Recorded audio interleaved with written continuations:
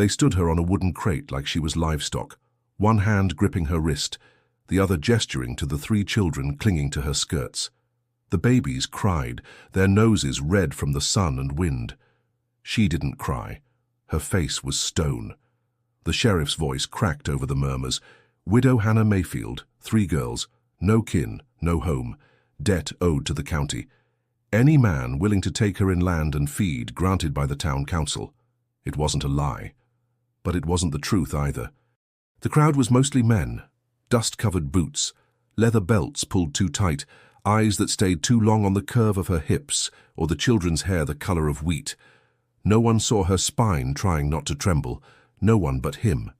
He stood at the edge of the corral fence, arms folded, the brim of his hat low over his eyes. He hadn't come for this, just needed nails from the general store. But something in the stillness of her jaw, how she refused to shrink, stopped him. The man next to her stepped forward, yellow teeth showing. "I'll take her." Laughter rose. Someone spat. Hannah's eyes stayed fixed on the horizon, past the fields, past the years. Her daughters pressed into her sides, like saplings seeking shade. She did not flinch, not when the sheriff nodded, not when the man reached for her arm. That's when the farmer spoke. "She's not a sow." The words were plain, quiet, but they dropped heavy in the heat. The sheriff turned. The crowd hushed. "She ain't for auction," the farmer added, stepping forward, his voice like dry wood splitting. "If she stays as my guest, not my property." More silence. Then someone scoffed. "Guest? You got a bed for 4? I got land. I got walls." His eyes didn't move from Hannah's, and I don't take what ain't offered. Her body shifted, almost imperceptibly. A breath caught in her chest. Then her hand moved, just a fraction, resting over the tiny spine of the smallest girl on her hip. The sheriff scratched his neck, annoyed but relieved he hadn't wanted to go through with it. "Fine, off the books.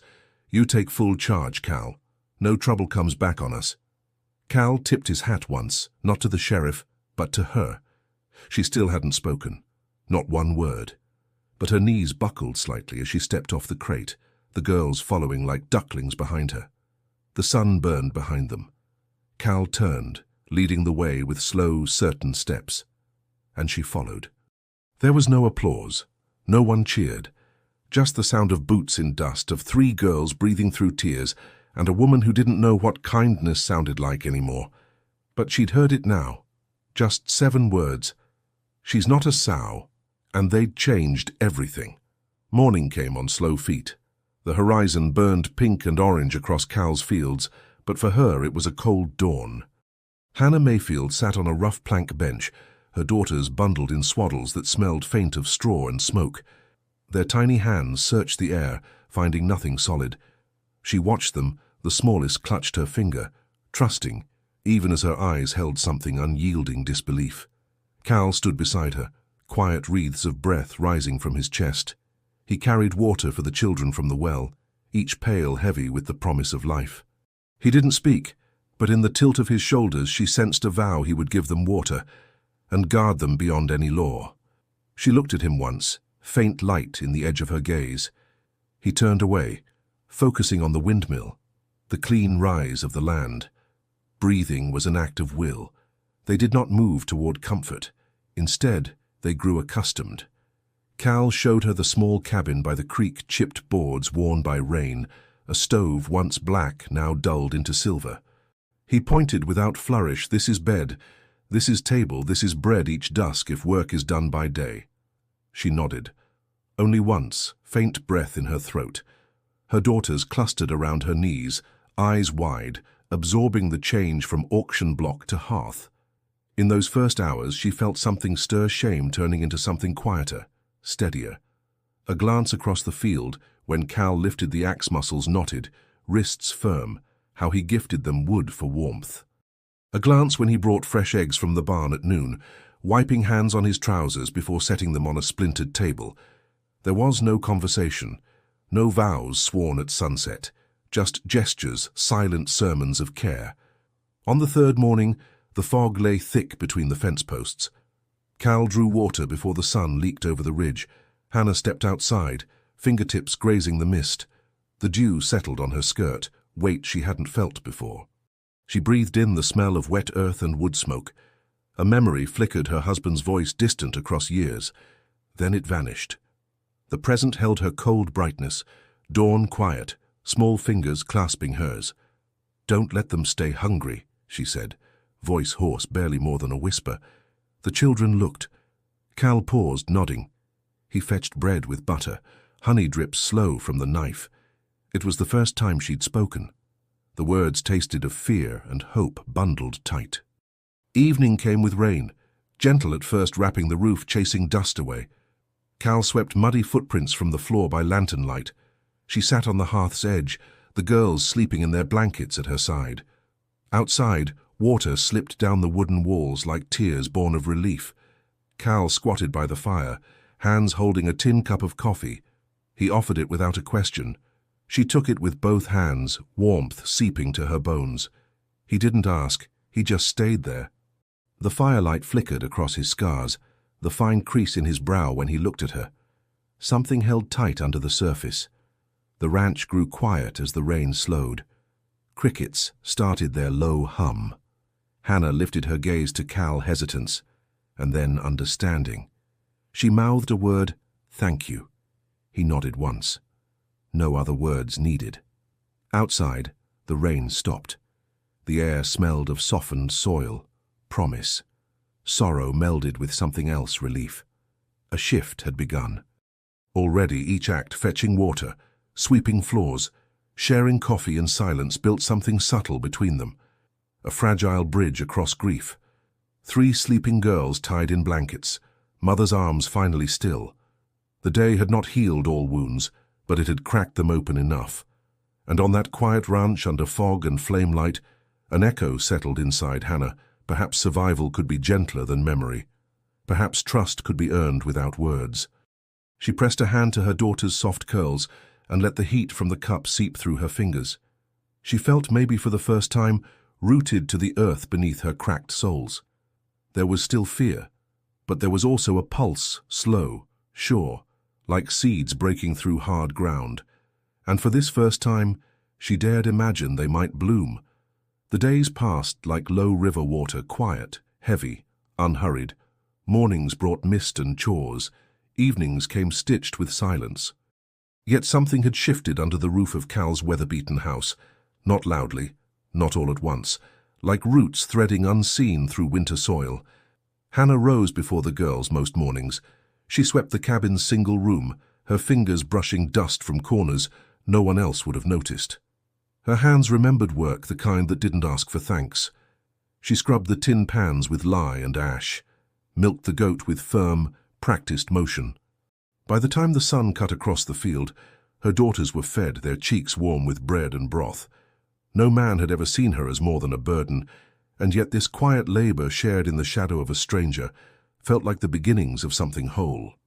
Cal didn't watch her, not directly, but he saw. He noticed the way she wrapped the girls in burlap during the coldest hours, how she mended one of his shirts without being asked. She never called him by name, and he never asked why. Their lives, for now, hung by gestures, slow glances, held silences, doors left open when they could have been closed. One morning, he came back from the north field with a bruised hand. A rusted fence post had caught him mid-swing. Blood soaked into his shirt cuff. He didn't flinch when she reached for his arm. "Sit down," she said. Barely more than wind. He obeyed.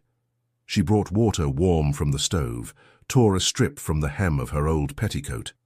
Her hands moved fast, but there was nothing rushed in her touch. She didn't ask what happened, he didn't offer. The only sound between them was the breath of a man holding still and the careful wrapping of fabric over skin. When it was done, he met her eyes, deep, steady, uncertain. "You didn't have to," he muttered. She set the basin aside. "Neither did you." That was the closest they came to speaking of the day he'd stood up for her. The words didn't have weight enough for what had passed between them then. But in that quiet, something was acknowledged. Pain met kindness, and neither recoiled. Days continued. The girls followed Cal around the yard, curious. They'd lost their father before they were old enough to know what a good man looked like. Now they watched this stranger fix gates, carry seed, patch the barn roof in silence. He never raised his voice, never reached too quickly. The middle girl, Clara, started calling him Mr. Cal, half-whispered and full of wonder. He didn't correct her. One evening, long after the chickens had settled and the last light was fading, Hannah stepped onto the porch. She carried a tin plate, steam rising from the beans and cornbread. Cal was out near the trough washing his hands. She left the plate on the rail and turned to go. Stay. It was the first word he'd offered all day. Maybe all week. She paused, the wind tugging her skirts. Her hands tightened at her sides. She didn't speak, just sat, slowly, on the porch steps. He joined her, careful to keep space between them. They ate without conversation. Around them, the night stretched wide, full of coyote calls and far-off train whistles. The girls slept in the loft above, their breathing a soft rhythm overhead. "You miss him?" Cal asked finally, voice low. She nodded. He died slow. Nothing left but debt. He didn't say he was sorry. She didn't need it. After a long silence, she added, "He wasn't cruel, just gone before he was gone." Cal stared out toward the fields. "I buried my wife on a Thursday. Didn't speak for 6 days after." She turned to look at him. "And the 7th. I bought a mule." It wasn't a joke, but her mouth lifted just slightly. He noticed, and for the first time since she'd arrived, his own lips curved barely there, like dawn behind clouds. The next morning she found a carved wooden horse on the cabin table, rough but careful, small enough for a child's hand. No note, no explanation, just a gesture. She placed it on the shelf where the girls could see. By noon they were whispering over it, building stories about the horse's name, its barn, the family it had one day carry. And Hannah she watched from the stove, her chest fuller than it had been in years. Healing didn't look the way she thought it would. It wasn't loud. Wasn't even warm most days. But it came, quiet as moss on old stone, firm as fence posts set deep. Steady as a man who didn't speak love but lived it, one silent kindness at a time. And as August waned into dust and dusk, the past no longer held her by the throat. She was still afraid, but she was no longer alone. The wind changed on a Tuesday. It blew in from the east, thick with grit and tension. Cal noticed it before sunrise, how the horses stirred restless in the barn, how the crows didn't speak from the fence posts. Something in the air turned brittle, not cold, just watchful. Hannah felt it too. She tightened the girls' shawls without knowing why. Her fingers worked faster as she kneaded bread, knuckles white, breath caught in her chest like a held note. Clara spilled a bucket of water that morning, and instead of crying, she looked to the window wide-eyed, uncertain. Like she heard something she couldn't name. The days had settled into a rhythm, quiet labor, quiet meals, quiet growth. But peace, Hannah had learned, was a thing borrowed, never owned. And now it felt like someone had come to collect. It started with hoofbeats.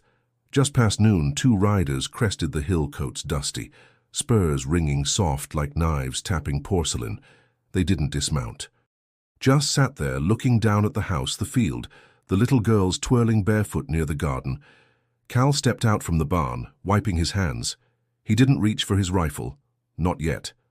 The taller rider spoke first, looking for a widow. Hannah Mayfield. Cal didn't blink. What for? Legal matter, the man said, smiling without warmth. She owes a man back in Kingsley. Husband left some debts. A brother-in-law wants what's his. Cal wiped sweat from his brow with the back of his wrist. "Hain't nothin' here belongs to Kingsley. The woman does." Inside the cabin, Hannah had already gone still. She hadn't seen the men. She didn't need to. She recognized that kind of voice, greased with charm, dipped in threat. She pressed a hand to her middle girl's back and whispered, "Go upstairs. Now." The girls obeyed without question. That alone nearly broke her heart. She stepped outside before Cal could send them off. Her skirt lifted in the wind, hair loose around her shoulders. She looked thin but not weak, small but not easy to move. The taller rider tipped his hat. "Mrs. Mayfield, heard you were looking comfortable out here. Got a man who says he's owed your hand on account of your late husband's bond." "I was never his to wager," she said, voice steady. "That's not how the paper sees it." She didn't answer. Just stood there, the wind tugging her clothes like it wanted to pull her away. Cal's jaw tightened. He stepped closer to her, not touching, but near enough to mark his place. "She's under my roof," he said. "You come for her, you go through me." "You sure about that, mister?" the second man asked, hand grazing the butt of his pistol. Cal didn't look away. I didn't stutter. There was a pause then, the kind that holds breath and fate in the same palm. The men didn't draw. Not yet. But they didn't ride off either. "We'll be back," the tall one said, "with papers and witnesses." Cal nodded once. "Then I'll have my own ready." They turned, rode off slow like they wanted to be watched. Dust rose behind them like smoke. That night the girls slept close together. Cal sat at the window, rifle across his lap, boots on the floorboards. He didn't say much, but Hannah stayed up too, sewing beside the fire, every stitch a prayer, every tug of thread a memory of running and hiding and being told she had no say. But now, for the first time, someone had stood in front of her. Not to speak over her, but beside her. She looked over at him, his profile carved by firelight, his eyes steady on the dark. "I don't want you caught in this," she said. He didn't look at her. Too late. "I've brought trouble." He turned then, just slightly. Enough that she saw his face, scarred, weathered, real. "Wasn't peace I was after," he said. "Was worth." The fire cracked. The wind pressed against the walls. She didn't cry. But she felt something in her chest ache and release, like a door slowly creaking open after years sealed shut. Out in the dark, nothing moved. Not yet. But she knew they'd return. And next time, it wouldn't be with talk. She stood, walked over, sat beside him, close enough to feel the heat of his shoulder. "If they come for me," she said, voice barely air, "don't let the girls see." He met her eyes. "They won't take you." She believed him. But she also knew men like that didn't give up. And tomorrow would test more than land and law. It would test love that hadn't yet learned how to speak its name. The sky the next day was colorless. No blue, no gold, just the pale gray of something waiting to happen. Hannah rose before light, fingers trembling as she folded blankets and dressed the girls in silence. She braided their hair with more care than usual, tied the ends with thin strips of linen torn from an old apron. Clara noticed her mother's hands shaking, but said nothing.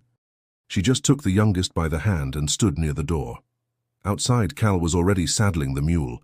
His coat hung heavy over his shoulders, rifle tied beneath the stirrup. He didn't speak when she came out, just lifted the bucket of oats and poured slow. The quiet between them wasn't emptiness. It was weight. "They'll be back today," she said. He nodded. "I won't hide," she added, softer. "I've done enough of that in my life. You won't need to." She studied his face. There was no anger in it, no bluster, only resolve, the kind that doesn't shout. Cal didn't wear a badge, didn't make speeches, but in that moment, standing there with his boots in the mud and his eyes on hers, she understood why men followed him in silence. She touched his sleeve. "If they draw, he won't, but if they do, I don't miss." She looked down. "Don't do it for me. Not just for me." He shook his head. "It's not just you." The girls watched from the window, foreheads pressed to glass. The youngest had her thumb in her mouth. She hadn't spoken since the riders came. By noon the sound came again. Hoofbeats, 4 this time. They didn't bother with subtlety. Rode straight through the field, trampling seedlings. 2 of them wore dusters. 1 carried a document in a leather roll. The last had his coat open, showing iron on his hip. Cal stood in the yard, feet shoulder width, arms loose. Rifle in his hand, pointed at the earth, but ready. Hannah stood behind him. Not cowering. Not silent, just still. The lead man, a county official by the looks of his vest, cleared his throat. "Got legal warrant. Says the woman is to be remanded to the custody of Wallace Mayfield, her late husband's brother. Claims she's absconded with property and children rightfully his." "She's not property," Cal said. "That's not for you to decide. It is if you want to take her through me." The man raised the document. "This is court-stamped, lawful." Cal raised his rifle not at them, but high, the barrel just beneath his chin like a warning flare. You'll leave now." The deputy reached for his pistol, but didn't get to draw, because Hannah stepped forward, past Cal, past the line. She didn't scream. She didn't beg. She held her hands up, palms out, trembling. "I'll go," she said. The girls screamed from the doorway. Clara started to run. Cal caught her.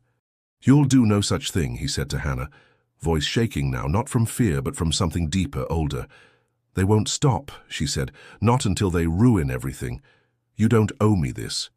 He looked at her, his eyes red at the edges. "I don't owe you, but I love you." It came out like breath torn from ribs, unpolished, raw. Hannah froze. The riders scoffed. One said, "Ain't that sweet?" But Cal stepped forward then, fast, pointed the rifle at the deputy's pistol. "You'll leave this land now. And if you come back, you bring more than papers." The county man hesitated. Hannah spoke again. "This land's mine now. If he dies defending me, it'll be murder. I'll testify, and I won't whisper it." The deputy looked from Cal to Hannah, saw the way she stood. Straight, not scared, just done. He lowered his hand. The lead man cursed under his breath. Then he turned his horse. This ain't over. But they rode off. And when the dust cleared, Hannah turned to Cal. "You meant it," she said. "I did." She walked to him, heart loud in her chest, children crying behind her. "I've never been loved without a price," she whispered. Cal touched her hand. "Then let this be the first time." The girls ran to her. They wrapped around her legs, sobbing. She held them with one arm and Cal with the other. It was the first time her tears fell freely, not from fear, but from the ache of being safe. Finally, safe. They slept in the same room that night, not out of passion, not for warmth, but because neither could bear the thought of distance after what almost was. The girls curled in their corner of the loft, breath even, cheeks red from too much crying. Cal lay on the floor beside the fire, his back to the door, rifle resting within reach. Hannah didn't sleep for hours. She watched the ceiling, counting the knots in the wood, the tiny cracks that looked like roads leading somewhere she might never go, somewhere past the pain, somewhere past survival. In the early hours before dawn, she crept down from her cot and sat beside him. He was awake, had been. He didn't look at her, but he shifted, just enough to make space. She didn't say anything, just laid her hand across his. And for a long time, they stayed like that. Not young lovers, not broken people reaching for rescue. Just two souls who'd seen enough loss to know that stillness was its own kind of prayer. The next days brought calm. No riders, no dust. But the change wasn't in the air, it was in the house. Clara started laughing again, a full sound from deep in her belly. The youngest, Eliza, followed Cal around like a lamb, one hand always clutched to his pant leg. He didn't speak much, but he'd kneel when she tugged at his shirt and let her pat his face, as if confirming he was real. Hannah watched it all with quiet awe. She'd never seen a man look gentle while silent, never seen strength that didn't demand a price. One afternoon, she stood beside Cal in the barn, hands dusty from grinding corn. He reached to adjust a pulley on the wall, and his sleeve fell back, revealing a thin burn scar that ran up his forearm. She stared. He noticed. Pulled the fabric back down, but not fast enough. "War?" she asked. He nodded. Took a torch to the barn. I was still inside. She didn't press, but she stepped closer, and slowly, deliberately, she touched his arm where the scar hid. Not to question, not to pity, just to let him know she saw it and it didn't scare her. That night he left a second carved horse on the table, this one smaller, rougher, with 3 dots burned into the side, like the eyes of 3 children. She didn't speak of it, but she placed it on the shelf beside the first, and when she did, her fingers trembled. In the weeks that followed, the seasons began to shift. The heat waned, leaves browned. Birds took to the sky in wide sweeps overhead. One evening, as Cal hammered new boards on the chicken coop, Hannah came to him with a small box. Inside was a folded ribbon, faded blue silk, frayed at the ends. "It was my mother's," she said, "before she died. I kept it all this time." But she paused. "It belongs somewhere steady now." She offered it. He looked down at the ribbon, then up at her. "I don't know what to say." She smiled, small and sure. "You don't have to." He took it, tied it around the handle of his hammer. It fluttered in the breeze, pale and soft, a whisper against the wood. Later that night, as they sat by the fire, Cal finally asked the question he'd carried since the riders came. "Why did you step forward?" Hannah looked into the flame. "Because I knew if they took me again I wouldn't come back the same, and I couldn't ask you to bleed for someone who wasn't whole." He stared at her. "You're not broken," he said. "I was. Not anymore." The words weren't flattery. They were fact. She felt them settle in her chest like a stone in a riverbed, solid, unmoved. And for the first time in her life she believed them. Not because a man told her, but because she could see her daughters laugh again. Because she could reach for a man's hand without flinching. Because she'd faced men with guns and said no and still stood. The house, once hollow with grief, now echoed with footsteps and breath, and the clatter of dishes washed together. The silence was no longer heavy. It was peace. And on the porch at night, when the stars pressed close, Hannah would sometimes close her eyes and whisper the names of the girls, one by one, followed by his, as if saying them together might make them permanent, as if, somehow, they already were. It was the scent of tobacco that warned her, faint, foreign, carried on the wind, like a memory that hadn't earned its return. Hannah was hanging damp linens on the line when it hit her, sharp and familiar. Her breath caught, and her hands stilled mid-knot. For a moment she stared past the sheet as it billowed, half expecting her old life to walk straight through the fabric like a ghost. She dropped the pin and turned. Cal was near the barn, speaking softly to Clara about fixing the gate. The other girls were playing with stones near the trough, their small voices rising and falling like wind chimes. She didn't scream, didn't call for help. But Cal saw her face, how the color had drained from it, and he moved. Fast. The man approached without hurry, a tan coat, red dust on his boots, and in his hand a folded piece of paper. Wallace Mayfield. His face was leaner than the last time, but the eyes hadn't changed, cold, distant, the color of rusted steel. "I came for what's mine," he said, even before reaching the yard. Cal stepped between him and the house. "You were warned." Wallace tilted his head. "Don't need warnings. Got the law." He held up the document. Hannah walked forward. Not close, not afraid either. "That's not the law. That's theft with a ribbon on it." Wallace smiled, thin and mocking. "Woman," he said, "your place is with family, and I'm all the kin you've got. You're nothing but shadow. My girls won't grow up under your name. They are Mayfields, and they come with the debt." Cal raised his rifle slowly. Not aimed, but not resting either. "You ride off this land now." Wallace didn't flinch. "Or what?" Cal's voice didn't rise, but it hardened. "You test me, and they'll be digging your name into a pine slab by morning." There was silence then. The girls had gone quiet. Wallace looked past Cal to Hannah. "You willing to see this man die for you?" he asked. She stepped forward, past Cal this time. Her voice, when it came, was nothing short of iron. "No. But I'll kill for them." She held something in her hand, a revolver. Small, worn. Cal's old sidearm from the shelf by the stove. He hadn't noticed her take it. Wallace stared at her, and in that second saw something that gave him pause. Not anger, not desperation, but conviction. This was no longer the woman whose name he could drag through courtrooms and county fairs. This was no longer the widow he could barter like cattle. She had risen, and he was not ready to bleed for what he claimed to own. He raised his hands, slowly, the paper still clutched in one fist. "This ain't finished." Hannah stepped closer. "It is." He looked at Cal, then at the girls watching from the porch, and without another word he turned and walked. No horse, no honor, just dust following boots that no longer had weight. When the silence returned, it wasn't empty. It was full of breath, of heartbeats, of something unspoken that settled in every wooden beam of that house. Cal turned to Hannah. "You would have done it?" he said, more awe than question. She lowered the gun. Her hands were shaking now. "I would have." He stepped closer. "You're not the same woman I met that day." She looked at him, her eyes wet, her shoulders still squared. "No, I'm not." He didn't touch her.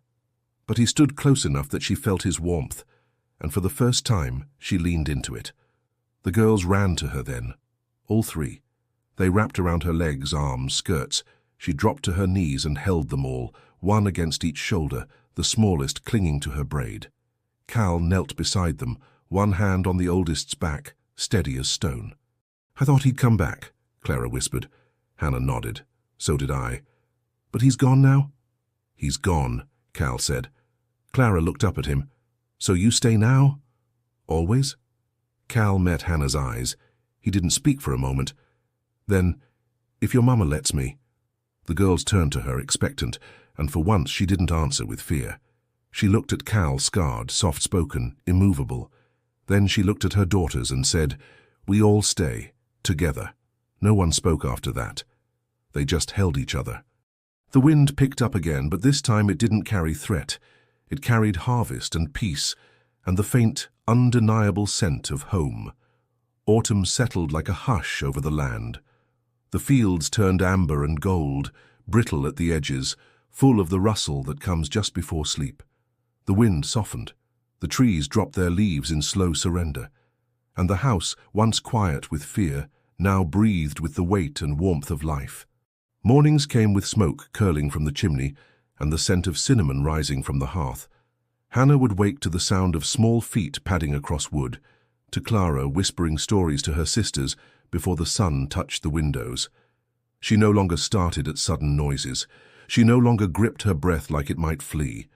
She stood taller now, moved slower, not from weariness, but from knowing there was no longer a need to rush through sorrow. Cal built a second room onto the house, not with ceremony, but with the steady rhythm of a man who planned to stay.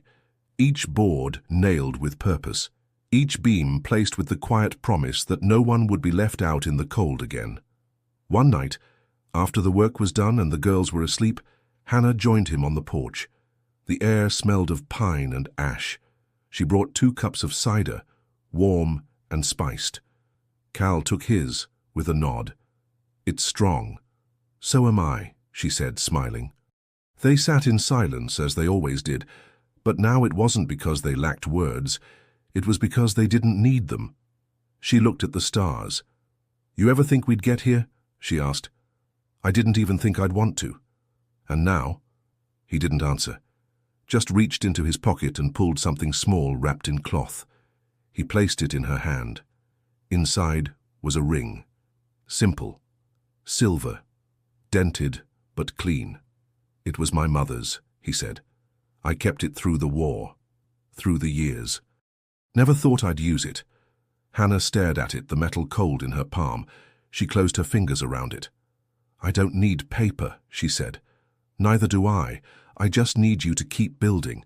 He looked at her. "I will, as long as you keep planting." She nodded and slipped the ring into her apron pocket, not worn yet, not flaunted, but carried. That winter came gentler than most. The snow fell late. The girls built crooked snowmen and left carrots for deer near the woods. Cal carved a new shelf for their growing collection of wooden horses. Eliza called him Papa once in a whisper, then louder, as if testing the sound. He didn't answer right away, just turned his face toward the fire and blinked a few times before pulling her into his lap.